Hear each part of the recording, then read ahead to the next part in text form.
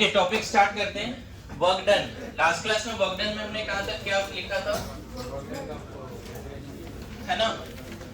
देखो अभी तक थर्मोडायनामिक्स में बेसिक पार्ट कवर हुआ है बच्चे। सिस्टम क्या है, सराउंडिंग क्या है, प्रोसेस क्या है, बोलो, यही सब कवर हुआ है ना? थोड़ा ग्राफ भी बताया मैंने। ग्राफ को देख के PV graph, VT graph, TV graph, PT graph, इन सब से हमने क्या पढ़ लिया है कि आइसोथर्मल, आइसोकोरिक, आइसोबेरिक क्या है वो सब बता सकते हैं ग्राफ को देख के। याद है? एक ही ग्राफ में अगर मैं बात करूं, मान लो अगर ये पीवी है तो ये कैसा प्रोसेस है, ए टू बी आइसो, देखो ए टू बी प्रेशर कांस्टेंट है। ये कैसा प्रोसेस है, ए टू सी आइसोकोरिक, बोलो। ये कैसा प्रोसेस है, ए टू डी। ये कैसा प्रोसेस है, क्या याद आ रहा है? A to B isochoric, sorry isobaric, isochoric, isothermal variable. इतना तो आइडिया है ही अपने को। तो इस तरह का ग्राफ वगैरह हमने बना लिया है। नाउ द फर्स्ट थर्मल, अब सीक्वेंस क्या होगा देखो, सबसे पहले हम लोग वर्क पढ़ेंगे, फिर हीट, फिर इंटरनल एनर्जी। इंटरनल एनर्जी के बाद हम लोग यहीं पे फर्स्ट लॉ ऑफ थर्मोडायनामिक्स पढ़ लेंगे। फिर हम लोग फोर्थ में एंथैल्पी, फिफ्थ में एंट्रोपी एंड सिक्स्थ में गिब्स फ्री एनर्जी। ये सीक्वेंस होगा हमारा पढ़ने का। अभी तक हमने जो बेसिक्स पढ़ा है उसको ध्यान में रख लेना। अब इस सीक्वेंस में आगे बढ़ेंगे। मतलब नाउ जब वर्क डन खत्म होगा तो आपको उसके 10-20 पॉइंट याद होने चाहिए। इनफैक्ट जब ये सारा खत्म हो जाएगा तो फिर से आप अलग से वर्क डन के बारे में जितने पॉइंट्स लिख सकते हो लिखना। ओके, सो सबसे पहला पार्ट हम लोग क्या स्टार्ट कर रहे हैं, वर्क, है ना? स्मॉल w स्मॉल लेटर से लिखते हैं। मैंने पहले भी बता दिया, पाथ फंक्शन है ना? थर्मोडायनामिक पैरामीटर्स है, पाथ फंक्शन है, इनिशियल फाइनल पे डिपेंड करता है as well as on the path, है ना? केमिस्ट्री में वर्क डन का जो फार्मूला होता है बच्चे, -P एक्सटर्नल इनटू dV होता है। लास्ट क्लास में मैंने वर्क डन को लेके ये बोला था, it is the form of energy and system can exchange energy between system and surrounding, है ना? System and surrounding can exchange energy, those energy which is mechanical form. Mechanical form में energy का exchange हो रहा है तो वो work है। The energy between system and surrounding exchanged because of compression and expansion. उसके बाद जो points बोला था, शायद ये लिखा होगा कि this energy is because of pressure difference. This is the mechanical form of energy बोला था, and this is because of pressure difference. याद है? This is because of pressure difference. ये फॉर्मूला कैसे आया उस पर बात करते हैं। Derivation mechanical form of energy है। ये सरफेस पे, बाउंड्री पे, सिस्टम का बाउंड्री का एक्सपेंशन कंप्रेशन के वजह से सिस्टम या तो सराउंडिंग को एनर्जी देता है या सराउंडिंग सिस्टम को देता है। टेम्परेचर डिफरेंस की वजह से नहीं। समझ गए? कोई एक ऐसा सिस्टम है बच्चे, ऐसे समझ लेना, एक ऐसा सिस्टम है, यहाँ पिस्टन है, ठीक है? यहाँ पे इस सिस्टम में अगर मान लो कोई गैसियस सिस्टम है तो यहाँ पे हम एनर्जी दे सकते हैं बिकॉज ऑफ हीट। इसको हीट करेंगे तो भी एनर्जी मिलेगा। इसको अगर यहाँ से हीट करें बर्नर वगैरह से तो क्या मिलेगा, एनर्जी मिलेगा। इसको किसी मान लो लो टेम्परेचर पर रख देते, यहाँ से एनर्जी बाहर भी आएगा। ये पूरे गैसियस सिस्टम T1 टेम्परेचर पे है, बाहर का टेम्परेचर T2 कर दिया तो अंदर एनर्जी गया, लेकिन वो एनर्जी किस फॉर्म में गया, वर्क के फॉर्म में नहीं गया। पिस्टन आगे पीछे नहीं जा रहा है, वो किसके फॉर्म में जा रहा है, हीट के फॉर्म में। लेकिन ये एनर्जी हम नहीं दे रहे हैं, हम क्या कर रहे हैं, यहाँ से जो P एक्सटर्नल है और अंदर जो गैस है उसका P इंटरनल भी होगा बच्चे, बोलो, P एक्सटर्नल, P इंटरनल। अब इस पिस्टन का कंप्रेशन एक्सपेंशन के वजह से इस सिस्टम की एनर्जी बढ़ भी सकती है और इस पिस्टन के कंप्रेशन एक्सपेंशन के वजह से जो एनर्जी चेंज आया है दैट इज वर्क। अच्छा एक चीज बताऊं, यहाँ कंप्रेशन एक्सपेंशन हो रहा है, उसके बावजूद भी हो सकता है हीट का भी फ्लो हो रहा हो अगर कंडक्टिंग बाउंड्री है। मतलब एट ए टाइम हीट भी फ्लो इन फ्लो आउट हो रहा होगा एंड कंप्रेशन एक्सपेंशन भी हो रहा होगा। ऐसे समझो ए से बी अगर एनर्जी का ट्रांसफर है सपोज, तो ऐसा जरूरी नहीं कि ए से बी एक ही एनर्जी का ट्रांसफर है। मतलब कुछ एनर्जी हीट के फॉर्म में है, कुछ एनर्जी वर्क के फॉर्म में है, कुछ एनर्जी इलेक्ट्रिकल एनर्जी के फॉर्म में है। मेरी बात समझ में आ रहा है? ओवरऑल एनर्जी की ट्रांसफर है, लेकिन क्या सारा एनर्जी वर्क के फॉर्म में ही जा रहा है, सारा एनर्जी हीट के फॉर्म में ही जा रहा है? ऐसा नहीं बोल सकते। एट ए टाइम यहाँ कंप्रेशन एक्सपेंशन चल रहा है तो वर्क हो रहा है, एट द सेम टाइम यहाँ पे हो सकता है हीट का भी फ्लो चल रहा हो। क्लियर है? नाउ एक इंपॉर्टेंट बात यहाँ पे क्या है कि work done on the system और by the system depends on external pressure only, depends on external. ये इंपॉर्टेंट बात है, इंटरनल प्रेशर पर डिपेंड नहीं होगा। कंप्रेशन है या एक्सपेंशन है, work done always depends on. जैसे इसको प्रूव करता हूँ, एक बात बताता हूँ। जैसे मान लो यहाँ पे 1 किलोमीटर वॉक करो अर्थ सरफेस पे, मून सरफेस पे 1 किलोमीटर वॉक करो, वॉक तो तुमने नहीं किया है, क्या दोनों जगह पे वर्क सेम बोलेंगे? वर्क मून पे 1 किलोमीटर वॉक करोगे उससे कम एफर्ट लगाने पड़ेंगे। मतलब वर्क डन बाय यू या वर्क डन ऑन यू तुम पे डिपेंड ही नहीं कर रहा है। थर्मोडायनेमिक्स में बोलते हैं गैसियस सिस्टम अगर कंप्रेस एक्सपेंड हो रहा है, कुछ भी हो रहा है, कंप्रेशन हो रहा है, एक्सपेंशन हो रहा है, वर्क डन डिपेंड्स ऑन। तुम मुझे बताओ फिजिक्स में ये बात समझते हो अच्छे से, एक बॉक्स है, अंदर ये कितना ही फोर्स लगा ले क्या ये डिस्प्लेस हो जाएगा? ये कब डिस्प्लेस होगा बॉक्स? जब बाहर से फोर्स लगेगा। तो वर्क डन इंटरनल फोर्स पे डिपेंड कर रहा है एक्सटर्नल पे, वो चीज बस ऐसे समझ लो। ये बॉक्स आपस में कितना, मतलब ये इधर कितना भी फोर्स लगा ले उस पे डिपेंड नहीं करेगा। ऐसा भी नहीं कि नहीं करेगा, बाद में देखेंगे रिवर्सिबल के केस में पी एक्सटर्नल पी इंटरनल बराबर होता है, तो हम बोलते हैं कि एक्सटर्नल की जगह पे आप पी इंटरनल यूज कर दो। खैर यहाँ पे बात करते हैं ऐसा, मान लेते हैं पी एक्सटर्नल इधर लग रहा है और इसके ये डिस्टेंस मान लेते हैं x है और यहाँ पे x प्लस dx का डिस्प्लेसमेंट हो गया, पिस्टन थोड़ा आगे चला गया, कितने डिस्टेंस से? dx से आगे चला गया। पिस्टन कितने से आगे चला गया? dx से। इसका एरिया कितना मान लेते हैं पिस्टन का? a है ना। बताओ ये जो दोनों ये बीच का जो रीजन है इसका dv वॉल्यूम कितना बोल सकते हो? a into dx बोल सकते हैं, सिलिंड्रिकल है ना, तो area into distance, base area into distance is nothing but small volume change. Small volume change कितने से हुआ है? a इंटू dx बोलो हुआ है स्मॉल वॉल्यूम चेंज। अब मुझे बताओ स्मॉल वर्क डन क्या लिखोगे? dw क्या लिखेंगे? f external dot dx। मैंने अभी प्रूव कर दिया कि हमेशा वर्क डन किस पे डिपेंड करेगा? एक्सटर्नल। फिजिक्स में यहाँ पे माइनस साइन नहीं आती, फिजिक्स में सब सेम फॉर्मूला है, बस यहाँ पे तो ऐसा नहीं कि वहाँ अलग अंडरस्टैंडिंग यहाँ अलग अंडरस्टैंडिंग। यहाँ पे अंडरस्टैंडिंग ऐसा है कि कोई भी चीज जो सिस्टम की एनर्जी को बढ़ाए उसको पॉजिटिव लेते हैं।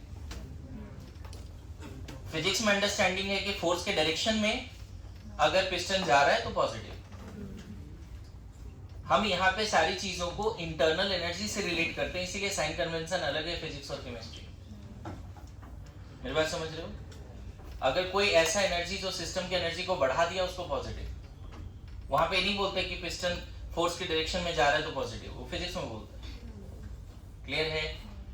अच्छा F एक्सटर्नल को क्या लिखोगे? बताओ F एक्सटर्नल जैसे P एक्सटर्नल किसके बराबर होगा? F external into by area. Pressure क्या होता है? Force by area. इस पूरे पिस्टन पे कितना फोर्स लग रहा है? इस पूरे पिस्टन पे, ये पिस्टन देखो इधर आ रहा है, समझना एक्सपेंशन वाली बात लेके चल रहा हूं मैं। पहले x डिस्टेंस पे था फिर dx पे गया, मतलब एक्सटर्नल के अगेंस्ट काम हो रहा है। ये पिस्टन P एक्सटर्नल के अगेंस्ट काम हो रहा है। अच्छा बताओ यहाँ एक्सपेंशन कंप्रेशन हो जाए क्या अंदर की प्रेशर चेंज होगी? होगा, लेकिन बाहर का चेंज नहीं होगा।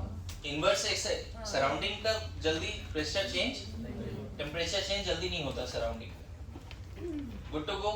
बताओ ये पिस्टन पे टोटल फोर्स कितना लग रहा है? P external into total force कितना लग रहा है इस पिस्टन पे? P external into area. और डिस्प्लेसमेंट क्या फोर्स के डायरेक्शन में है उसका अपोजिट है? तो हमें देखो फोर्स के जगह पे रखना पड़ेगा P external into area into dx cos 180। cos 180 क्यों रखना पड़ा? डॉट प्रोडक्ट समझते हो? कितना लिख दें इसको? Minus P external a dx, और कहीं ना कहीं इसको क्या लिख दें? a इंटू dx को क्या लिख दें? Small change in volume. तो देखो work done, small work done का क्या फॉर्मूला हो गया? Minus PdV। तो वर्क डन दोनों तरफ इंटीग्रेट कर दोगे क्या मिलेगा? So this is the derivation of, हमेशा साइन कन्वेंशन के साथ। आज के बाद कभी भी वर्क डन केमिस्ट्री में आ जाए ये फॉर्मूला सबसे पहले याद आना चाहिए, फिर आगे की बात बाद में देखेंगे। सबसे पहले क्या याद आना चाहिए? Minus P external dV। जल्दी लिखो, जल्दी लिखो, लिखना शुरू कीजिए। सो वर्क डन को आगे बढ़ा रहे हैं। ये वाला इक्वेशन में, इस वाले इक्वेशन में हमेशा एक्सपेंशन हो कंप्रेशन हो ये इक्वेशन लेके चलेंगे। अब बताओ हमने कभी पढ़ा है कि इफ रिवर्सिबल, क्या पढ़ा है? P external equal to approximately equal to पढ़ा है जी P इंटरनल। अगर प्रोसेस रिवर्सिबल होता है, ड्राइविंग फोर्स अपोजिंग फोर्स एक जैसा होता है। याद है ना, रिवर्सिबल का डेफिनेशन हमने लिखा था। तो रिवर्सिबल के वर्क डन का एक्सप्रेशन PdV कर सकते हो, where P is the internal pressure. यहाँ पे P क्या है? लेकिन ये किसी के लिए भी वैलिड है, reversible as well as irreversible. लेकिन यहाँ P एक्सटर्नल को जैसे ही तूने P इंटरनल किया वो तभी करना जब प्रोसेस दिया हो क्वेश्चन में कि रिवर्सिबल। क्या बोला समझ में है? P एक्सटर्नल के जगह पे गलती से अगर तूने P इंटरनल रख दिया वो तभी पॉसिबल है जब ये रिवर्सिबल हो। मतलब फॉर इरिवर्सिबल क्या लिख देंगे? For irreversible always work done क्या है? P external dV। ये याद करना है। इरिवर्सिबल के लिए वर्क डन हमेशा क्या है? P external dV। समझ में आ रहा है?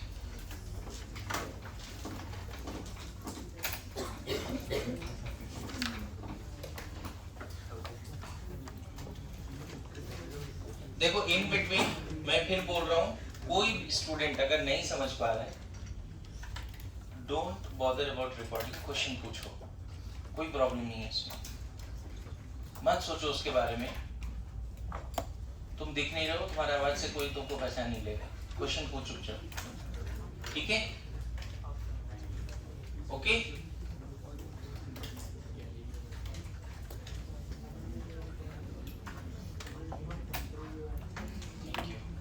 आगे बढ़े। रिवर्सिबल के लिए वर्क डन का क्या फॉर्मूला हो गया? P एक्सटर्नल की जगह पे क्या यूज कर लोगे? P internal. अब देख इधर इधर, अगर P एक्सटर्नल ही 0 है तो वर्क डन क्या हो जाएगा? चाहे रिवर्सिबल हो या इरिवर्सिबल हो, P एक्सटर्नल तभी 0 होता है जब फ्री एक्सपेंशन की बात होती है। फ्री एक्सपेंशन, वैक्यूम के अगेंस्ट एक्सपेंशन में वर्क डन क्या होता है? फ्री एक्सपेंशन में ऑलवेज वर्क डन क्या होगा? 0। देख लो यहाँ पे, अगर यही 0 हो गया तो वॉल्यूम चेंज हो भी रहे तो क्या फर्क पड़ेगा? बोलो, समझ में है? Yes no? एक चीज और, अगर वॉल्यूम कांस्टेंट है तो dV और डेल्टा भी 0 होगा, उस केस में वर्क डन क्या होगा? सो वर्क डन में अब देखो पॉइंट्स, मैंने बोला 20 पॉइंट याद करने हैं, उस तरह से पॉइंट्स आना शुरू हो रहा है कि फ्री एक्सपेंशन वर्क डन क्या होता है? 0। आइसोकोरिक में क्या होता है? Isochoric work done 0। Point wise लिखने की जरूरत नहीं है, मतलब लास्ट में पॉइंट बनाएंगे, अभी तो मैं रैंडम ही लिखा रहा हूँ ना, क्योंकि सीक्वेंस में कौन सा पॉइंट पहले आएगा वैसा कोई प्रायोरिटी नहीं, कोई प्रायोरिटी नहीं, बस पॉइंट्स याद रहे, कैसे भी याद रहे। ओके, यहाँ तक समझ गए? फ्री एक्सपेंशन आज के बाद क्या याद रखोगे? Work done zero. फ्री एक्सपेंशन है क्या? इसका मतलब क्या है फ्री एक्सपेंशन का?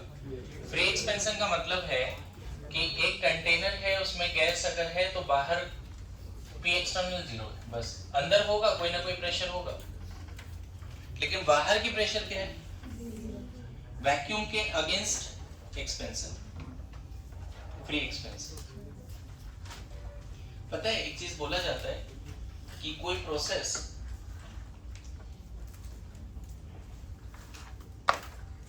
सडनली हो रहा है एकदम विद इन माइक्रो सेकेंड, वो भी एक तरह का फ्री एक्सपेंशन जैसा, सडनली हो गया। बाहर प्रेशर रहते हुए भी हम बोलते हैं कि अंदर का प्रेशर इतना ज्यादा था कि विद इन नो टाइम, और आगे चल के बताऊंगा sudden process adiabatic in nature होता है, एडियाबेटिक इन नेचर, वो बाद में सीखेंगे। ऐसे फ्री एक्सपेंशन में एक्स्ट्रा इंफॉर्मेशन दे रहा हूँ, Q भी जीरो होता है, डेल E भी जीरो होता है, डेल H भी सब जीरो। फ्री एक्सपेंशन वर्कडन तो जीरो होता ही है, हीट एक्सचेंज भी जीरो होता है, ऐसे वो बाद में सीखेंगे ना, फ्री एक्सपेंशन को लेके थोड़ा वो सारा पॉइंट बाद में सीखेंगे। अभी वर्कडन कनेक्शन बनना चाहिए, यहाँ से वर्कडन का ये फॉर्मूला है और पी एक्सटर्नल जीरो हो गया तो हम बोलेंगे वर्कडन जीरो हो गया। अच्छा, इसी फॉर्मूला के हिसाब से सर बिल्कुल सही लग रहा है मुझे कि अगर यही जीरो है तो भी जीरो हो गया, दोनों बातें हो सकती है ना, ठीक है। नाउ यहाँ तक डन है। अब देख साइन कन्वेंशन का अगर बात करें, साइन कन्वेंशन तो अगर एक्सपेंशन है, ठीक है, तो V1 एंड V2, V2 ज्यादा होगा मतलब delta V V2 minus V1 positive. Work done का फॉर्मूला क्या होता है? Minus P external dV। बताओ ये पॉजिटिव है और प्रेशर तो हमेशा पॉजिटिव होता है, तो ये क्या आ जाएगा? Expansion work done in thermodynamics in chemistry is always negative. Expansion work done is always, अगर मान लो कंप्रेशन मतलब V1 से V2 जा रहा है लेकिन V2 कम है V1 से, तभी तो बोल रहे हैं ना पहले 10 लीटर है बाद में 5 लीटर है, ऐसा यहाँ उल्टा था, 5 लीटर से 10 लीटर को एक्सपेंशन बोलेंगे। पहले गैस 5 लीटर कंटेनर में था, वही एक्सपेंड हो गया 10 लीटर कंटेनर में हो गया। पहले गैस 10 लीटर में था, अब वो 5 लीटर कंटेनर में हो गया। यहाँ भी जो डेल्टा V बोलोगे ना बच्चे, वो V2 माइनस V1 ही बोलोगे। Final volume 5 litre, initial volume 10 litre, तो ये नेगेटिव आया ना,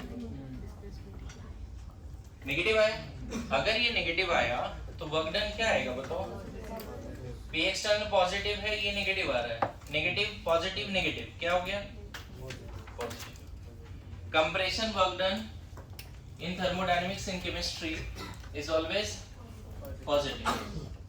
अब यहाँ देखो मतलब यहाँ पे ये है, एक्सपेंशन जब भी होगा जो वर्क डन का वैल्यू आएगा निकल के 30 जूल, 40 जूल, 70 जूल, उतना एनर्जी सिस्टम से सराउंडिंग में चला जाएगा, बस इतना ध्यान रखना। जब भी एक्सपेंशन होगा वर्क डन का वैल्यू आएगा निकल के 70 जूल सपोज, उसको कैसे लेना है कि सिस्टम का 70 जूल एनर्जी सराउंडिंग में चला गया because of mechanical changes, because of not temperature changes, because of the mechanical changes. Good to go. अगर कंप्रेशन है वर्क डन आ गया मान लो 50, प्लस में आएगा, वर्क डन किस में आएगा? कंप्रेशन में प्लस में। उसका क्या मतलब है? सराउंडिंग से 50 जूल एनर्जी सिस्टम में। क्लियर हुआ क्या बोल रहा हूँ? आज के बाद कभी भी वर्क डन का वैल्यू नेगेटिव आता है तो उसका मीनिंग क्या है वो भी लिख के रखिए अभी राइट नाउ, है ना। अगर वर्क डन नेगेटिव है क्या मतलब है इसका? एक एग्जांपल ले लो, मान लो 70 जूल है, क्या मतलब है इसका? अपने लाइन में लिखो, अपने अंदाज में लिखो। इसका मतलब है एक्सपेंशन हुआ है, पहला इसका मतलब है एक्सपेंशन हुआ है। दूसरा 70 जूल एनर्जी सिस्टम ने सराउंडिंग को दिया, इसीलिए नेगेटिव वर्क डन को बोला जाता है work done by the system. Work done, तीन मतलब लिख सकते हो नेगेटिव का। वर्क डन नेगेटिव आ रहा है, इसका मतलब expansion.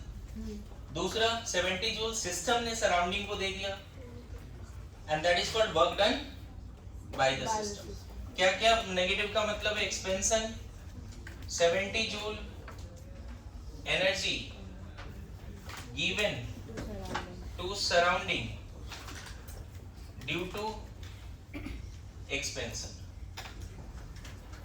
At the boundary, due to heat वगैरह नहीं।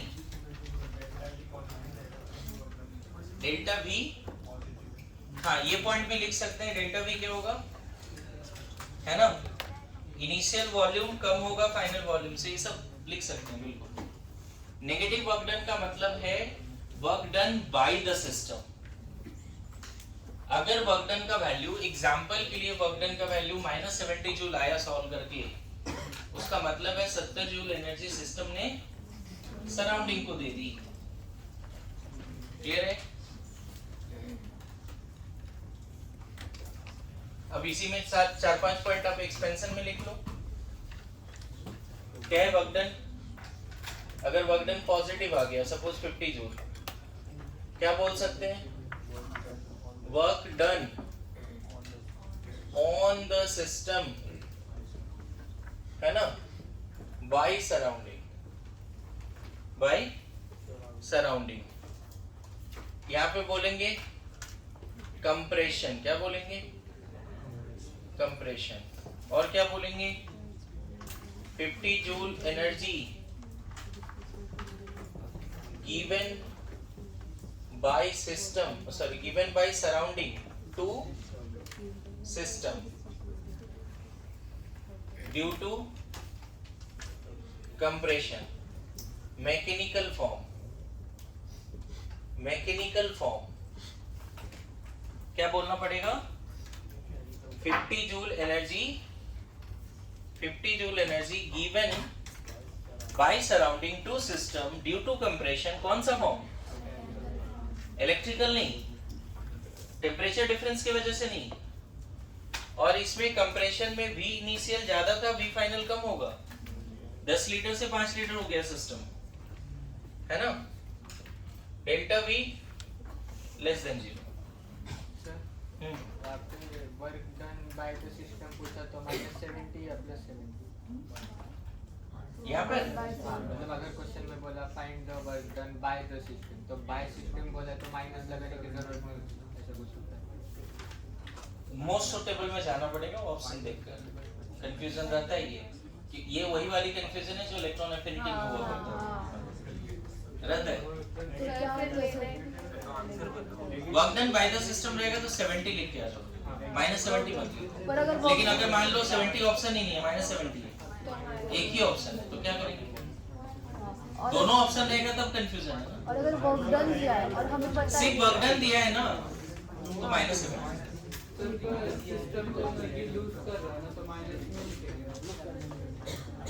वो माइनस यही ले लिया ना, bye the system. Done by the system, language में माइनस आ जाएगा।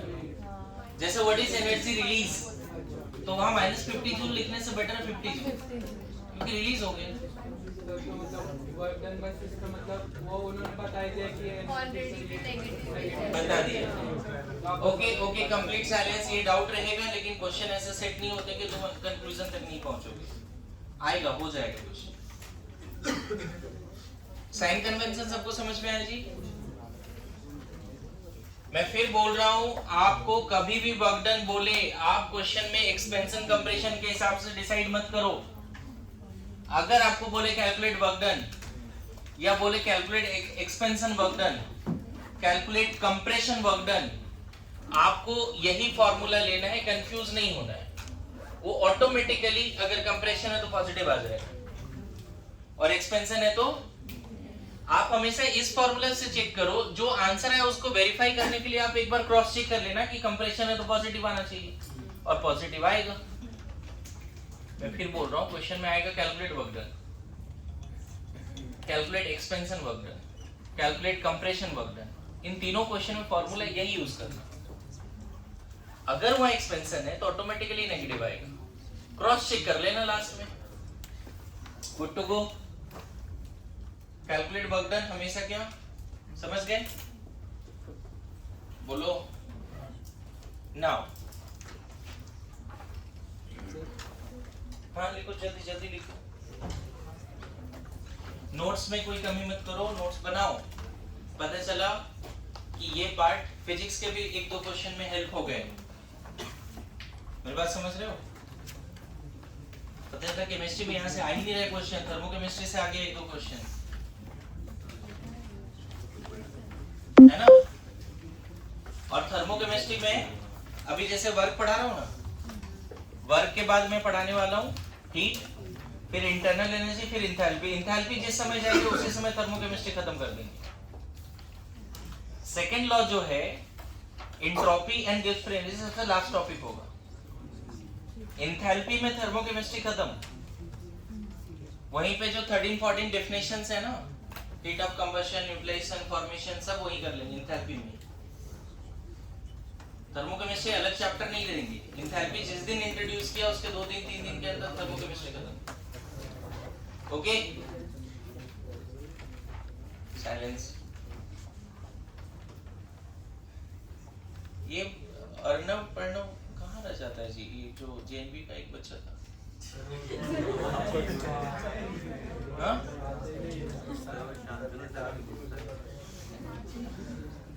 कुछ भी मत बोल। हाँ आगे बढ़े। क्या? ओके लिखो। Complete silence. Work done in different processes. Heading दो। Work done in different processes. पहला आइसोकोरिक, V कांस्टेंट, dV या डेल्टा V 0, वर्क डन 0, पहले भी लिख दिया है। दूसरा आइसोबेरिक, मतलब P कांस्टेंट है बच्चे, अंदर का प्रेशर कांस्टेंट है, P एक्सटर्नल तो कांस्टेंट होता ही है। तो वर्क डन देखो क्या होगा, लिखेंगे P एक्सटर्नल dV। अब बोल रहे हैं प्रेशर ही कांस्टेंट है। याद करो कभी बताया था आइसोबेरिक रियलाइज करने के लिए क्या करना पड़ता है, how to design a isobaric process. Isobaric design करने के लिए एक पिस्टन लेना होगा और बाहर का प्रेशर कांस्टेंट करनी पड़ेगी। कांस्टेंट एक्सटर्नल प्रेशर पे कंप्रेशन एक्सपेंशन होगा तो आइसोबेरिक है। आइसोबेरिक में एक्सटर्नल प्रेशर को क्या करना है, तो यहाँ पे जैसे ही कांस्टेंट है इसको बाहर निकाल ले। P external integration of dP क्या हो जाएगा, P एक्सटर्नल डेल्टा P। समझ में आया? सो वर्क डन इन आइसोबेरिक प्रोसेस का फॉर्मूला क्या है, वर्क डन इन isobaric process P external delta V। याद रहेगा, P एक्सटर्नल डेल्टा V। अगर क्वेश्चन में एक्सटर्नल ने सिस्टम का प्रेशर दिया है, आइसोबेरिक बोला है, तो वही ले लो। फिर सिस्टम या सराउंडिंग किसी का भी प्रेशर दिया है लेकिन आइसोबेरिक बोल दिया है तो जो भी प्रेशर दिया वही ले लो यहाँ पे। Good to go. बोलो। जैसे मान लो क्वेश्चन है, calculate work done when 2 mole ideal gas expanded from 2 liter to 10 liter at constant external pressure of 1 atm at 27 degrees C।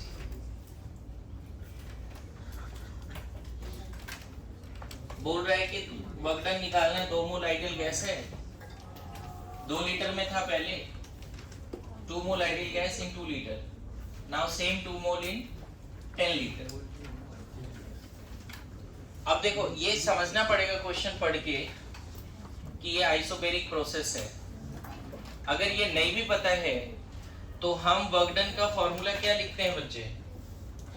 Minus P external delta we लिखते हैं। अब बोल रहा है पी एक्सटर्नल कांस्टेंट है कितना, तो इसको तो बाहर निकाल ही दें, बोलो। और डीवी का इंटीग्रेशन कितना हो जाएगा? डेल्टा वी, डीवी का डेल्टा वी। ये कितना रख दोगे? यहाँ पे कुछ सिखाने वाला हूँ, ध्यान देना। 1 ATM final volume 10 litre minus 2 litre कितना हो गया? Minus 1 ATM into 8 litre minus 8 litre ATM. ये हो गया वर्क डन का वैल्यू। अब बताओ एक्सपेंशन वर्क डन नेगेटिव आता है और नेगेटिव आया है। एक्सपेंशन वर्क डन क्या आता है? नेगेटिव, और नेगेटिव आया है, अब देख लो। लेकिन यहाँ एक इंपॉर्टेंट कन्वर्जन याद रखना, बातें नहीं, कंप्लीट साइलेंस। हाँ, यहाँ पे एक हो सकता है आपसे वर्क डन तुमसे जूल में पूछे, तो 1 litre into 1 ATM, 1 litre 10⁻³ metre cube होता है। 1 लीटर क्या होता है? 10⁻³ और 1 एटीएम होता है 1.01325 इंटू 10⁵ न्यूटन पर metre square, that is called pascal. 1 ATM का एसआई यूनिट में वैल्यू कितना है? 1.01325 इंटू 10⁻25। अब देखो metre cube and metre to the power minus, तो सिर्फ मीटर बचेगा। ये 1.01325 इंटू 10⁻² न्यूटन मीटर, बताओ। ये दोनों मल्टीप्लाई, न्यूटन तो ऐसे ही रहेगा, न्यूटन मीटर मिला के क्या मिलेगा? Good to go. यही जूल होता है, कभी सुना है? ये 101.3 जूल। तो ये कन्वर्जन याद रखना, 1 लीटर एटीएम कितने के बराबर जूल में? 101। तो अगर आपसे आंसर पूछा कि नहीं वर्क डन हमको जूल में बताइए, तो -8 लीटर एटीएम की जगह पे क्या रख देंगे? 101.3 जूल। अब ये सही आंसर। क्या किया समझ में आया? 1 लीटर इंटू 1 एटीएम किसके बराबर होता है? 101, या क्विक कैलकुलेशन में 100 मान लो। 1 litre into 1 ATM 100, 1 litre into 1 ATM 100। मोल नहीं यूज कर सकते। क्या मोल का जरूरत ही नहीं? जरूरत ही नहीं। हम क्या बोल रहे हैं, कुछ भी दिया रहे वर्क डन जब पूछे, ये फॉर्मूला पहले दिमाग में लाना। लगता है इससे काम नहीं बनेगा तो फिर कुछ इंफॉर्मेशन और लो। समझ गया ना? वो टेम्परेचर और मोल ऐसे ही दे दिया बस।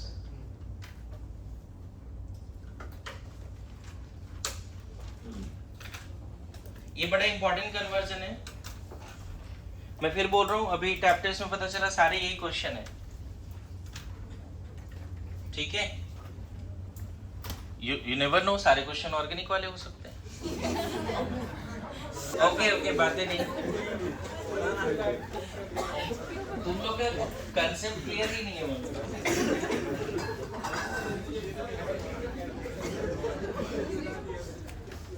जो भी बात हुआ होगा पहले से तुम्हारे बीच में, मुझे नहीं लगता कि वो तुम्हें नहीं पता होगा पहले से। लेकिन समथिंग इज रिटन ना, वो ज्यादा इम्पैक्टफुल होता है। समझे? लोग सुनते ही नहीं आज के समय। कुछ बोला हाँ ये कर लो, उसको सुना ही नहीं दे रहा। लिसनिंग है ही नहीं, है ना? वो वाली बात होती है ना कि अंडरस्टैंडिंग वाली अंतर होती है। जैसे लोग बोलते हैं ना कि जिस पे दिल आ जाए वो मोहब्बत है, जिस पे दिल आ जाए वो मोहब्बत है। ये सबसे बड़ा फेक स्टेटमेंट है। जिसके बिना दिल ना लगे वो मोहब्बत। क्या सही बोला ना जी? तब से क्या तो मोहब्बत क्या है? हो सकती है।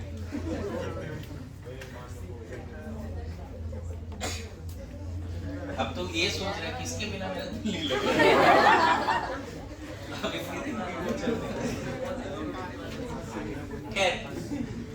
लिखिए next, complete silence please. Silence. अभी जो मैंने बोला आइसोबेरिक में ही थोड़ा आगे बढ़ते हैं। आइसोबेरिक में बर्डन क्या लिखा था बच्चे? -PdV लिखा ना।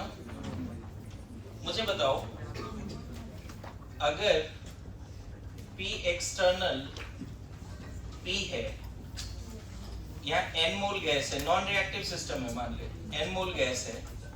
इनिशियल क्या क्या ले रहे हैं सिस्टम की प्रेशर? P1 V1 T1 ले लेते हैं इनिशियल। कांस्टेंट प्रेशर पे कंप्रेशन एक्सपेंशन हुआ है, मोल तो चेंज नहीं हुआ बच्चे, लेकिन चेंज क्या हुआ? P2 जो कि P1 के बराबर ही होगा, क्योंकि हम कैसा बोल रहे हैं प्रोसेस है, आइसोबेरिक है। वॉल्यूम जरूर चेंज हुआ होगा, not equal to V1। Temperature T2 ले लें, समझना। यहाँ पर हम क्या लगा सकते हैं? P1 V1 NR T1। Please please एक दूसरा एक्सप्रेशन डिराइव कर रहा हूँ, इधर ध्यान दे सब लोग। यहाँ पे लिख सकते हैं P2 V2 NR, लेकिन आपको पता है आइसोबेरिक है, तो P2 की जगह पे क्या रख दें? P1 V2 NR T2 रख सकते हैं।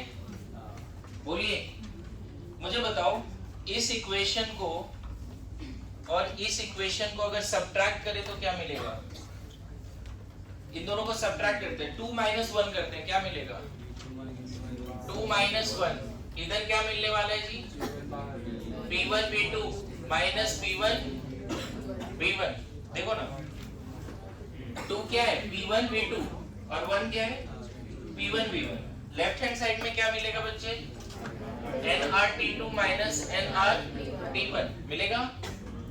ध्यान रखना, P कॉमन ले लिया, P1 कॉमन, तो P ही तो बाहर आएगा, क्योंकि इनिशियल जो प्रेशर है बच्चे वो P1 के बराबर है, समझना। तो P और V2 माइनस V1 कितना? इधर कितना हो गया? NR T2 minus T1। P delta V किसके बराबर हो रहा है? NR डेल्टा T हो रहा है।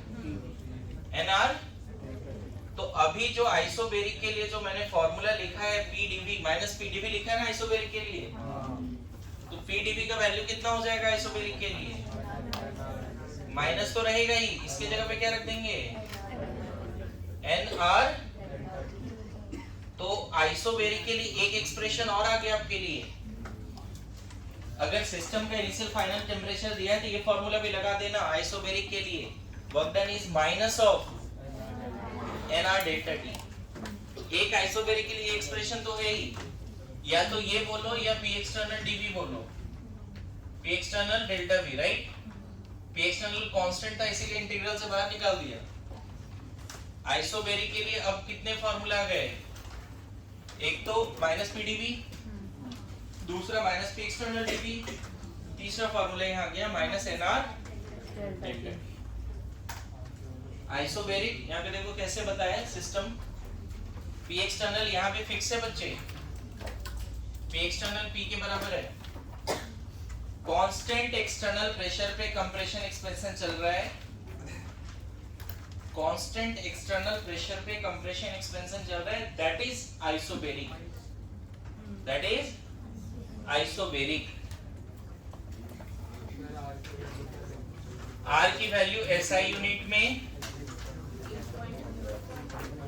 जनरली SI यूनिट में लेना R की वैल्यू 8.314 जूल पर मोल पर केल्विन और अप्रोक्सीमेटली 2 कैलोरी पर मोल पर केल्विन। ये थर्मोडायनेमिक्स में R का वैल्यू यूज करते हैं, 0.0821 वाला वैल्यू यूज नहीं करते थर्मोडायनेमिक्स में। फिर से आइसोबेरिक के लिए आपके पास 3 एक्सप्रेशन है वर्क डन का। पहला माइनस PdV, दूसरा minus P external delta V, and तीसरा अभी क्या लिख दिया मैंने? Minus NR। ध्यान रखना, आइसोबेरिक जरूर है, ये एक्सप्रेशन तब वैलिड है जब नंबर ऑफ मोल चेंज नहीं हो रहा है, मतलब नॉन रिएक्टिव सिस्टम है। सिस्टम कैसा है? Non reactive.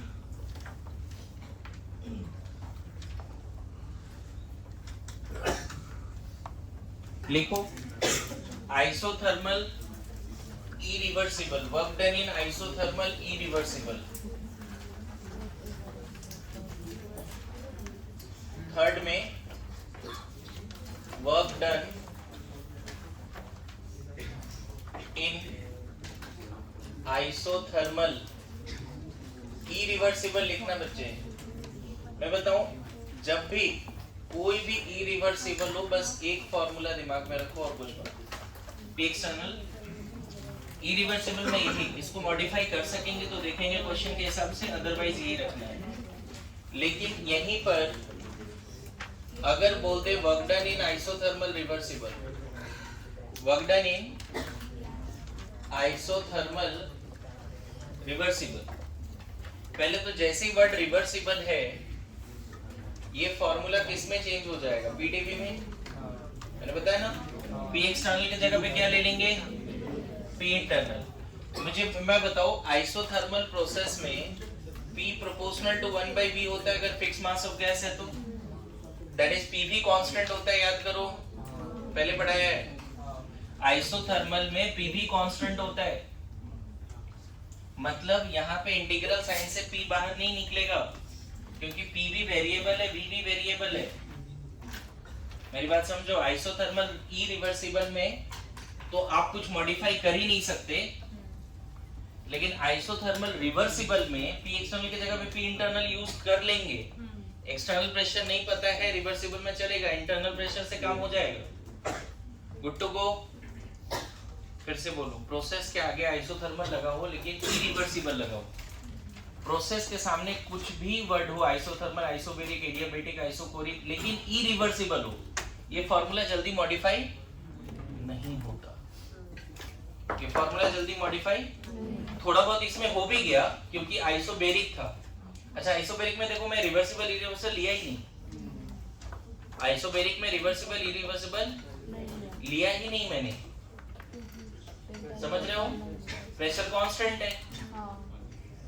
और यहाँ पे हम इंटीग्रल साइन से क्या निकाल सकते थे? आइसोबेरिक में P बाहर निकाल सकते थे। तो आइसोबेरिक में मॉडिफाई भी हो गया, वेदर इट इज रिवर्सिबल और इरिवर्सिबल। लेकिन आइसोथर्मल इरिवर्सिबल में मॉडिफाई भी नहीं होगा है, इसी को फिर सॉल्व करनी पड़ेगी क्वेश्चन देखकर। Good to go. Isothermal reversible में P एक्सटर्नल के जगह पे हम P इंटरनल यूज करेंगे। ध्यान दे, यहाँ पे गैस है, पिस्टन है, n मोल गैस है, प्रेशर, वॉल्यूम, टेम्परेचर। प्रोसेस हो तो रहा है बच्चे, कंप्रेशन एक्सपेंशन हो तो रहा है, बट आइसोथर्मली रिवर्सिबली हो रहा है। आइसोथर्मल भी है, रिवर्सिबल भी है। कंप्रेशन एक्सपेंशन हो रहा है, पैरामीटर्स चेंज होंगे। आइसोथर्मल भी है, रिवर्सिबल भी है। यहाँ पे जो प्रोसेस हुआ, कैसा प्रोसेस है? यहाँ पे आइसोथर्मल रिवर्सिबल प्रोसेस, यही है। मुझे बताओ, आइडियल गैस के लिए PV को nRT यूज कर सकते हैं, तो P के जगह पे क्या रख सकते हैं? nRT/V। P के जगह पे क्या रख सकते हैं? मतलब आइसोथर्मल रिवर्सिबल में पहले वर्क डन का formula P external dV use किया, इंटीग्रल P एक्सटर्नल के जगह पे P इंटरनल अभी समझाया था बहुत अच्छे से। अगर जिसको रिवर्सिबल इरिवर्सिबल नहीं आता ना, वो गड़बड़ हो जाएगी। फिर आपको बोला है रिवर्सिबल में P एक्सटर्नल P इंटरनल के अप्रोक्सीमेटली बराबर होता है, इनफाइनिटेसिमली स्मॉल डिफरेंस होता है P एक्सटर्नल P इंटरनल में। इसीलिए मैंने वर्क डन का फार्मूला जो पहले बोला वही याद किया, लेकिन रिवर्सिबल वर्ड देख के हमने P एक्सटर्नल की जगह पे क्या रख दिया? P internal. अब मैं फंस गया, इसको इंटीग्रेट नहीं कर पा रहे क्योंकि ये भी वेरिएबल है, ये भी वेरिएबल है। कोई कांस्टेंट होता तो बाहर निकाल देते ना उसको, दोनों वेरिएबल है। तो अभी मैं फंस गया, तो अब मैं क्या करने वाला हूँ? थर्मोडायनेमिक्स में क्या होता है बच्चे, जो PV = nRT इक्वेशन है ना, ये एक तरह से ब्रह्मास्त्र है, ऐसे समझो। वेरी इंपॉर्टेंट इक्वेशन, जहां तुम स्टक हो जाते हो वो इक्वेशन हेल्प करता है, क्योंकि एट ए टाइम 4-5 वेरिएबल में रिलेशन है। P, V, T, समझ रहे हो ना? तो कभी कभी थर्मोडायनेमिक्स क्वेश्चन में ऐसा लगता है कि यार ये डेटा ही नहीं है, आगे कैसे प्रोसीड करें? PV = nRT यूज करना पड़ेगा। तो बताओ उसके बाद का क्या लिखते हैं? P एक्सटर्नल की जगह पे क्या लिखते हैं? सॉरी, nRT/V dV लिख सकते हैं, यहाँ पे कोई दिक्कत? अब देखो काम हो जाएगा। नंबर ऑफ मोल फिक्स है, R फिक्स है, T फिक्स है, क्योंकि आइसोथर्मल है। क्या बाहर निकालने, nRT dV/V कर ले। अब मैं बताऊं इसका इंटीग्रेशन कर सकते हैं ln v v1 से v2, अगर लिमिट है तो लिमिट भी रख सकते हैं, है ना। क्या हो जाएगा सॉल्व करके, minus nRT ln v2/v1 ln v2/v1, इसको सॉल्व करोगे minus 2.303 nRT log v2/v1। This is the work done in isothermal. मैं बताऊं डेरिवेशन याद मत कर, लेकिन ये याद रख, आइसोथर्मल रिवर्सिबल वर्क डन का क्या एक्सप्रेशन है, isothermal reversible minus 2.303 nRT log v2/v1। समझ में आया? अच्छा, इसी में गाइडिंग इक्वेशन क्या होता है आइसोथर्मल में, P1 V1 P2 V2, तो V2/V1 तुम क्या रख सकते हो, P1/P2, तो एक्सप्रेशन और आ जाएगा ये माइनस 2.303 nRT log P1/P2। दो एक्सप्रेशन आ गया बच्चे, ये दोनों याद कर लो। आइसोथर्मल रिवर्सिबल में वर्क डन का क्या फार्मूला है, फिजिक्स में जब जाओगे ये फार्मूला बस यहाँ प्लस लगा देना।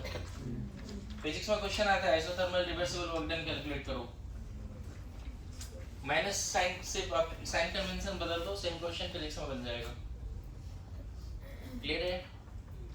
ये याद है मैंने पहले क्यों पढ़ाई, ताकि आज इसको यूज किया जा सके, P1 V1 = P2 V2 isothermal reversible. समझे? यहाँ पे ये पता है इंटीग्रेशन ऑफ dx/x क्या होता है, इंटीग्रेशन ऑफ dx/x क्या होता है, सुना है ना, लिमिट होगा तो देख लेंगे, ln x तो वही है। हाँ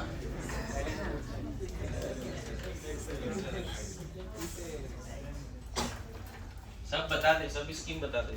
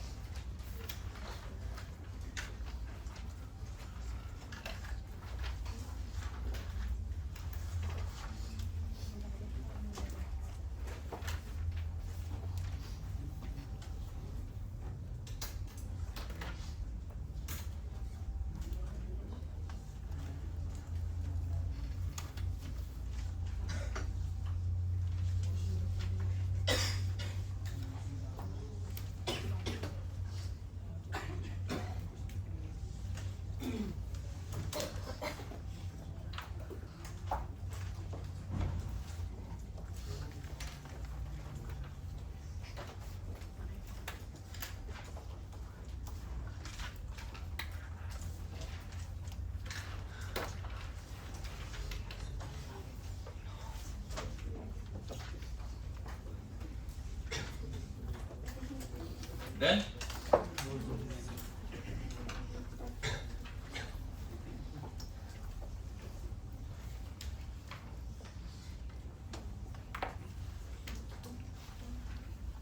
आइसोथर्मल इरिवर्सिबल में एक ही फार्मूला मॉडिफाई मत करना, ये फार्मूला जब भी यूज करो क्या ये मानना है आइसोथर्मल क्या है, रिवर्सिबल है। ध्यान में रख सकते हैं बच्चे इस बात को।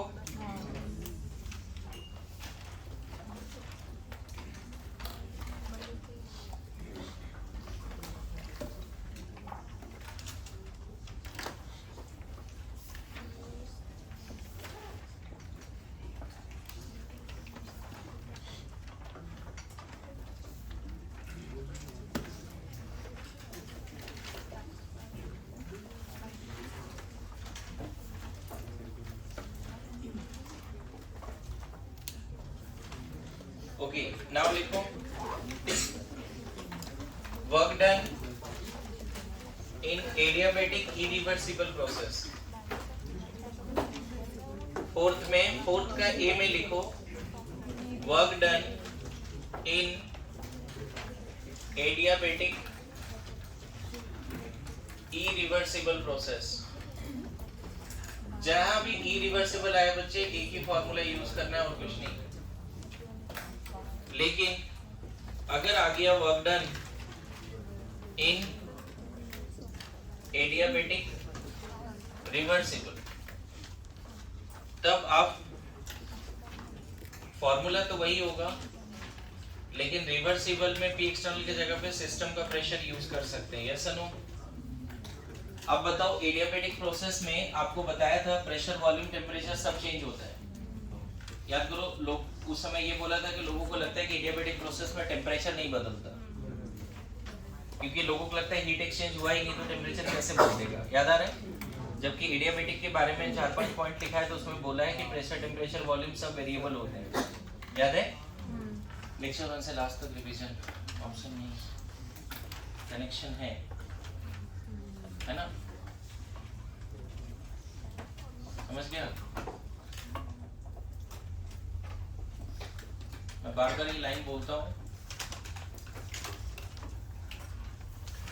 क्योंकि तुम लोग ना समझो। तुम्हें लगता होगा कि तुम्हारे लिए बोल रहा हूँ कि पूरा लेक्चरों से लास्ट तक करो। मैं सही से पढ़ा पाऊँ इसलिए बोल पाता हूँ ये बात। पीछे का आएगा तो क्लास समझ में आना है ना? ना समझ है वो मेरी बात नहीं समझेगा, ना समझ है वो मेरी बात नहीं समझेगा, मेरी जगह थोड़ी है जो मेरी हालत समझे।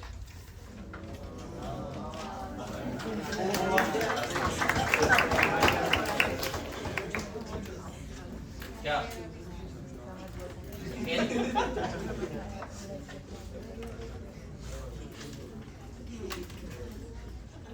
नीट अगर नहीं हो पाया ना,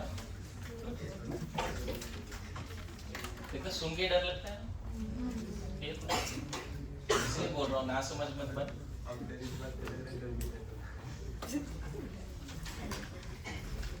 प्रॉब्लम ये नहीं है कि मतलब नहीं हुआ, प्रॉब्लम उससे ज्यादा दिक्कत क्या होता है कि जैसे नहीं दूसरे तरीके से समझाता हूँ क्या प्रॉब्लम है। जैसे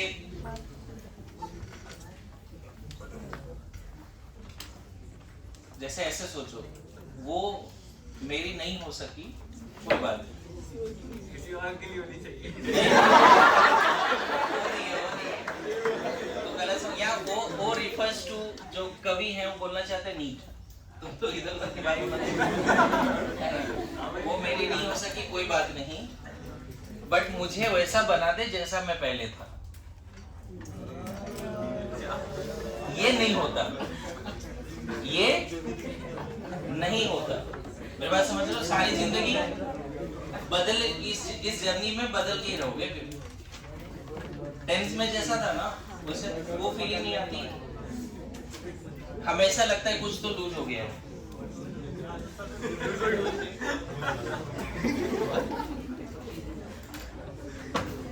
संकेत, तेरे होने का एहसास सबको है, तू ना होने का एहसास दिला। ओके,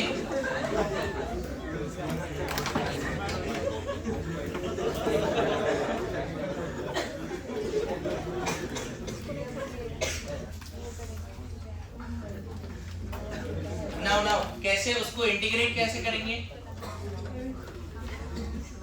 चलो ये टास्क तुम्हारे ऊपर छोड़ते हैं, इसको आप मॉड्यूल से देख के इंटीग्रेट करके लाना। मतलब एडियाबेटिक का फाइनल एक्सप्रेशन, जैसे मैंने फाइनल एक्सप्रेशन दिया ना आपको, किसका दिया फाइनल एक्सप्रेशन? आइसोथर्मल रिवर्सिबल का दिया। Complete silence please. Isothermal reversible का दिया ना, एडियाबेटिक का आप फाइनल एक्सप्रेशन करके आना, चलेगा? हाँ, इसमें आप ये इक्वेशन यूज करोगे, PV gamma equal to constant. तो आप P को किससे रिप्लेस कर दोगे? थोड़ा हेल्प कर देता हूँ बच्चे। P को रिप्लेस कर दोगे कांस्टेंट टाइम्स V गामा। तो बस उसको याद रखना, फिर इंटीग्रेट हो जाएगा। वॉल्यूम को V1 से V2 ले लेना। अगेन आप एक पे जगह छोड़ो फिर लिखो। मैं एक्सप्रेशन होगा तो कभी यहाँ पे आपको बता दूंगा। अभी उतना इम्पोर्टेंट नहीं है, क्योंकि आगे चल के वर्क डन ना, इधर ध्यान देना, एडियाबेटिक प्रोसेस में वर्क डन कैसे निकालेंगे आगे चल के ध्यान देना। इधर क्यों नहीं बता रहा हूँ, उसके पीछे रीजन है। मैं एडियाबेटिक में इसको 0 कर दूंगा, वर्क डन आ जाएगा डेली के बराबर, और डेली का जब पॉइंट्स पढ़ेंगे तो बड़ा सिंपल हो जाएगा फिर हमारे लिए, ये करने की जरूरत नहीं है। एडियाबेटिक में 0 होता है ना, हाँ समझ गए ना। तो ये आगे चल के सिखाऊंगा, अभी बस आइडिया दे रहा हूँ कि मैं वहाँ इंटीग्रेट क्यों नहीं कर रहा हूँ, लेकिन आपको बोल रहा हूँ इंटीग्रेट करने। एडियाबेटिक में फर्स्ट लॉ थर्मोडायनामिक्स से Q0, तो वर्क डन किसके बराबर, और डेली का एक्सप्रेशन हम देखेंगे माइनस NCV डेल्टा T होता है, तो वर्क डन किसके बराबर हो जाएगा एडियाबेटिक के केस में। मैं बताऊं अलग अलग फॉर्मूला आएगा, लेकिन एडियाबेटिक में वर्क डन डेली के बराबर, और यहाँ रख सकते हो NCV डेल्टा T, ये रख सकते हो, यहीं पर ये रख सकते हो। CV का जो वैल्यू होता है, CV का वो मैं बता दूंगा आपको, R गामा -1 होता है डेल्टा T।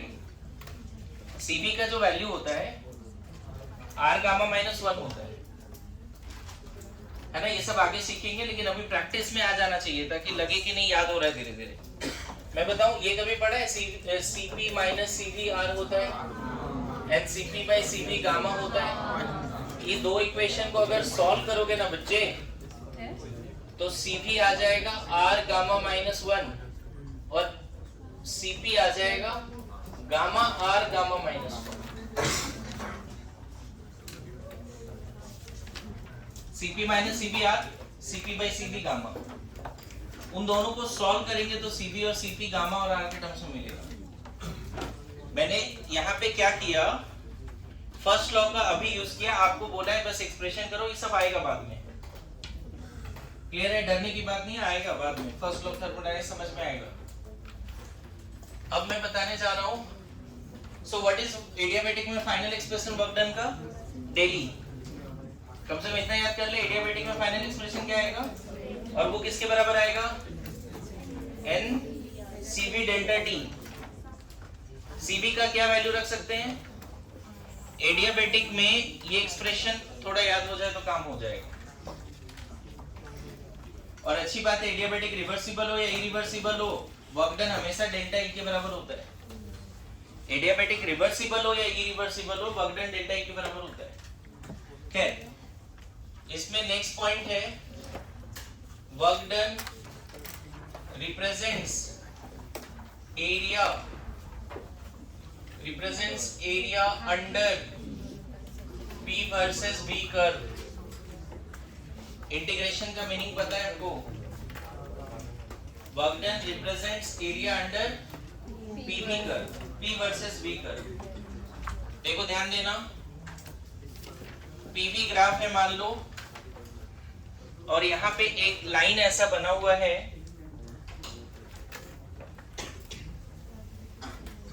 यहाँ पे मान लो ऐसा लिखा हुआ है बच्चे कि सिस्टम यहाँ से यहाँ जा रहा है, A से B जा रहा है, इस डायरेक्शन में जा रहा है। कोई बोलेगा what is work done in this process. आपको करना क्या है, A पॉइंट से परपेंडिकुलर ड्रॉप करना है वॉल्यूम एक्सिस पे, B पॉइंट से परपेंडिकुलर ड्रॉप करना है वॉल्यूम एक्सिस पे। मैं बताऊं, यहाँ पे अगर स्मॉल चेंज इन वॉल्यूम लेते हो, ध्यान देना, ये पार्ट क्या बता रहा है, डेल V। इस स्मॉल चेंज इन वॉल्यूम के लिए प्रेशर फिक्स है। गौर कर इधर, स्मॉल चेंज इन वॉल्यूम के लिए डेल्टा dV के लिए प्रेशर क्या है, फिक्स है। dW क्या लिखोगे, PdV minus of PdV। Pressure into volume, अगर एक्सपेंशन है तो इस तरह से, प्रेशर इनटू वॉल्यूम। ये जो शेडेड रीजन दिख रहा है ना बच्चे, वो स्मॉल वर्क डन है। ये जो शेडेड रीजन दिख रहा है, पता है ये वाला वॉल्यूम कितना है, V, और ये वाला वॉल्यूम है V प्लस dV, इसीलिए वॉल्यूम चेंज कितना हो गया, dV। मैं फिर बोल रहा हूं, ये small volume dV, this region represents this. तुम बताओ, इसका अगर हमें एरिया निकालना है तो ये डिफरेंस किसके बराबर है, dV के बराबर है। ये वाला जो लेंथ है वो किसके बराबर है, और हाइट किसके बराबर है। मेरी बात आ रही समझ में, देखो ना ये x1 है x2 है, तो ये डिफरेंस किसके x2 माइनस x1 होगा, जो किसके बराबर बोल रहा हूँ मैं, dv के बराबर। ये एरिया कैसे निकलेगा, अगर ये एक तरह का रेक्टेंगल है तो इसका थिकनेस कितना है, लेंथ हाइट, समझ में आया? अगर यहाँ दोनों तरफ इंटीग्रेट कर देते हो तो यहाँ तो w मिलेगा, यहाँ pdv मिलेगा, और वॉल्यूम कहाँ से कहाँ तक ले जा सकते हैं। तो ये पूरा एरिया क्या है बच्चे, ए से बी में कितना वर्क हुआ है, अगर ये पूछ ले आपसे ए से बी में कितना वर्क हुआ है तो आपको ये एरिया निकाल देना है बस। ए से बी में कितना वर्क हुआ है, area under PV curve, work done represents area under PV curve, work done represents area under PV curve, work done represents area under, याद रहेगा। बहुत बार क्या होता है हमें इंटीग्रेट नहीं करना पड़ता है, एक ज्योमेट्री बनती है उसके एरिया निकाल लिया तो वर्क डन पता है। बहुत बार हमें इंटीग्रेट करने की जरूरत नहीं है, जैसे ये ज्योमेट्री का एरिया नहीं निकाल पाओगे क्योंकि ऊपर मैंने कर्व जैसा लिया है, तो इसका एरिया निकालना तुम्हारे लिए डिफिकल्ट है, रेक्टेंगल स्क्वायर तो नहीं है। बहुत बार ये होगा आपको ग्राफ से देख के एरिया दिख जाएगा और वो एरिया से आप वर्क डन निकाल लोगे। आपको इंडिविजुअली प्रोसेस भी एनालाइज नहीं करना, आइसोथर्मल, आइसोकोरिक, आइसोबैरिक में। कभी-कभी ग्राफिकल क्वेश्चन आता है, मैं फिर बता रहा हूँ, ये ब्लू वाला जो एरिया है वो किसके बराबर है, थिकनेस इनटू हाइट, थिकनेस नहीं length into height. This small represents dv dw, दोनों तरफ इंटीग्रेट कर दिया तो इनिशियल और फाइनल के बीच में इंटीग्रेट कर दो, आपको मिल जाएगा एरिया। अगर आपने इंटीग्रेशन थोड़ा पढ़ा है तो ये क्या बताता है पता है, इंटीग्रेशन जैसे हम लिखते हैं x dx integral y equal to मान लो x dx लिखा, सॉरी हाँ ऐसे लिखते हैं ना, y dx लिखते हैं मान लो, y dx एरिया बताता है, सुना है, y x ये y एक्सिस के लॉन्ग और ये x एक्सिस के long. Integration represents area under xy curve, area under xy curve. उसी तरह से pdv क्या रिप्रेजेंट करता है, area under pv curve. pdv क्या रिप्रेजेंट करता है। अब देखो अगर इसके बारे में आइडिया नहीं लग रहा है तो अब बस इस तरह के क्वेश्चंस कर सकते हैं, ज्यादा आसान हो जाएगा आपके लिए। मान लो बोल रहे हैं कि यहाँ से यहाँ जा रहा है, a से b, बोलते हैं वर्क डन बताइए। a से b जा रहा है, बोलते हैं वर्क डन बताइए। तो आपको क्या करना है, ये वाला एरिया निकाल लेना, this is work done. Work done a to b क्या हो गया, एरिया जो रहेगा माइनस साइन लगाओ, वहां पे माइनस क्यों लगाना है, एरिया तो पॉजिटिव आएगा ना, माइनस क्यों लगाना है, एरो साइन देखो ना एक्सपेंशन है। मान लेते हैं बोलते हैं 5 लीटर है, 10 लीटर है और ये 1 एटीएम पे है, बोलता है वर्क डन बताइए। तो 1 एटीएम पे 5 से 10 लीटर गया ना, एरिया क्या होगा बताओ, ये एरिया होगा, ये तो पता है फिक्स है 1 एटीएम है और ये 5 लीटर है। एरिया किसके बराबर आएगा पता है, 1 एटीएम इनटू 5 लीटर, लेकिन एक्सपेंशन है इसीलिए सामने क्या लगाना है, माइनस। समझ में क्या बोल रहा हूँ, एक लाइन अगर ऐसे दे दिया, बीपी कर्व दे दिया, एक लाइन दे दिया, बोलता है a to b work done बताओ, तो आपको a पॉइंट से परपेंडिकुलर ड्रॉप करना है वॉल्यूम एक्सिस पे, b पॉइंट से b, एक बाउंड्री बन जाएगा, उस बाउंड्री का area is the work done. लेकिन साइन कैसे डिसाइड होगा, एक्सपेंशन है तो नेगेटिव लगा देना है, जो एरिया है उसके सामने क्या लगा देना, नेगेटिव। तो सर वो ग्राफ एक्स एक्सिस के नीचे ना आ सकता है नेगेटिव, नहीं, प्रेशर नेगेटिव नहीं करना है, वॉल्यूम भी नेगेटिव नहीं करना है, कुछ ना कुछ गैसियस सिस्टम होगा तो वॉल्यूम होगा, बोलो। बस वो एरो का साइन चेंज हो सकता है, 5 to 10 जा रहा है, 10 to 5 जा रहा है। हाँ हाँ बिल्कुल बिल्कुल। देखिए अगर ऐसा है पीवी ग्राफ है, बोलता है कि वर्क डन बताइए ए टू बी में, ए टू बी में वर्क डन बताइए। यहाँ पे देखो डेटा क्या दिया हुआ है समझना, पीए पीबी दिया हुआ है, ठीक है, 1 एटीएम 5 एटीएम, वॉल्यूम भी दिया हुआ है 5 लीटर 10 लीटर। बोलता है work done A to B बताइए, क्या बताना है? Work done A to B. तो मैं बताऊं ए टू बी में वर्क डन, आपको ये एरिया लेना पड़ेगा, ये वाली एरिया, ये पूरा एरिया लेना पड़ेगा, समझे? ए टू में work done, A to B में वर्क डन, ये एरिया, ये कहीं ना कहीं ट्रेपिज्म है क्या? ये क्या होता है? उसका एरिया का फॉर्मूला याद है? Half 1/2 sum of parallel side. देखो parallel side 1 ATM plus 5 ATM into distance between the parallel side 5 litre. और देखो एरिया तो आ गया ट्रेपेजियम का, लेकिन एक्सपेंशन है तो सामने नेगेटिव जरूर लगाओ, सामने नेगेटिव लगाओ। कितना हो गया एरिया? 6 into 5 ना, माइनस 50 लीटर ना, 15 लीटर ATM। आ रहा है समझ में? बोलो अभी क्या क्लास है? ठीक है, नेक्स्ट क्लास में आगे बढ़ते हैं।